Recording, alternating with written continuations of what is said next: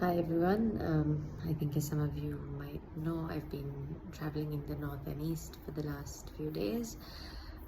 It's of course been a wonderful experience being back here, being able to reconnect with old friends and just reminding myself of why I do what I do. So it's been great for the most part, but why I'm making this video is because something really awful happened today, and I didn't know how else to sort of share this, and I thought, okay, I'll just do this video and hopefully people can hear this message and maybe not make the same mistake that I made.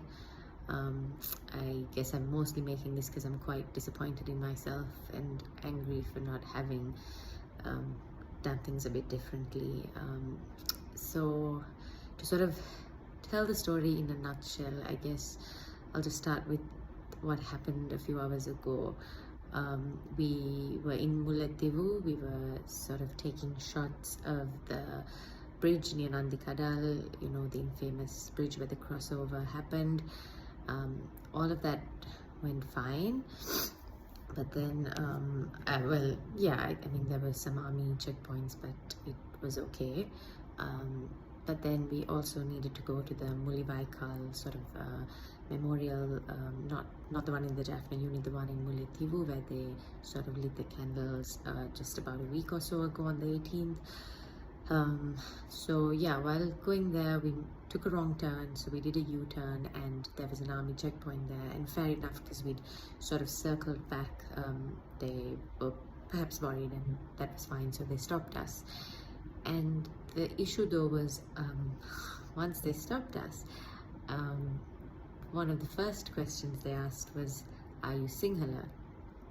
And at this point, of course, it sort of irritated me, but I didn't do anything, which I should have though. It just happened so that everyone in this van we were in was Sinhala, except for myself and the other girl traveling with Muslim. But I think maybe the whole team, maybe all of us were more concerned about being able to get the shot. So we didn't sort of, go to explain anything at that point. And but either way, anyway, the army guys continued to question. Then it was one guy mainly actually. Then he repeatedly sort of asked this, "Are you Sinhala?" in different ways. So the other time he said, "Are you sure there are no Tamils in there?"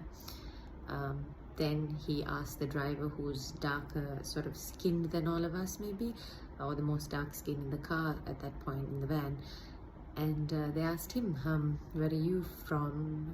Just to sort of, I guess, double check. So basically, I guess it was sort of really concerning that if you were Sinhala, it was okay for you to proceed towards the sort of remembrance space that on the 18th where the remembrance happened. But if you were Tamil, I guess you couldn't go through. Maybe if one of us were Tamil, we couldn't have gone through. And I'm really ashamed, because I should have spoken up. I should have said something. I should have told him this is not the right question to ask. I think also our responses were poor. I think we should have all probably said we were all Sri Lankan and this was not the right line of questioning. And fine, fair enough. If as citizens we're not allowed to go, that's fine. But it should not be the case where only Sinhalese can go through and no one else. And why I'm sharing this also is because it's the irony of, on the 18th, we were all celebrating the fact that there weren't as many restrictions as there have been over the last sort of decade or so. But this is the reality on the ground. This is the thing, I guess, when we're not here on the ground, we don't really realize. I have been in touch with former cadres, LTD cadres for a while, but I haven't been able to come here. So whenever they sometimes say that, we still feel like we're treated like slaves, I sometimes think that they are exaggerating, but being here, I realize that's not the case.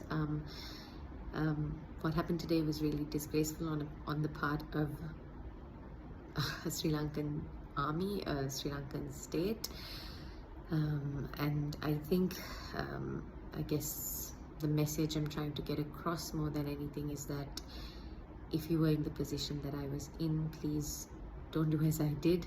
Speak up. If you know you have the privilege to be able to speak up, be it because of your ethnicity, your religion, your status in the country, whatever it is. If you are of a place of privilege, speak up at that point and say something so that the next time when it's someone more vulnerable, they might be protected. I'm ashamed to say I didn't do that, and I worry that the soldier who was there felt that maybe this is the way he can question people. If I was Tamil, when I heard those questions, it would have really hurt me. This is not the way to go for reconciliation. And I think all of us who think that things are getting better, things are getting more inclusive, we need to know that that's not the case. Great things are happening at Goda, Gogama and all of that, but there's a lot more that has to be done. I hope none of you would make the mistake that I made today, and I hope we all start to remind ourselves that, you know, at some point they will come for us. So please stand up when they go for the other, even though it's not you. Let's stand up for every other Sri Lankan, so that we all can rise together. Great. Apart from that, it's been great here. So yeah, I'm going to clock off now, and I hope this video is helpful to anyone out there.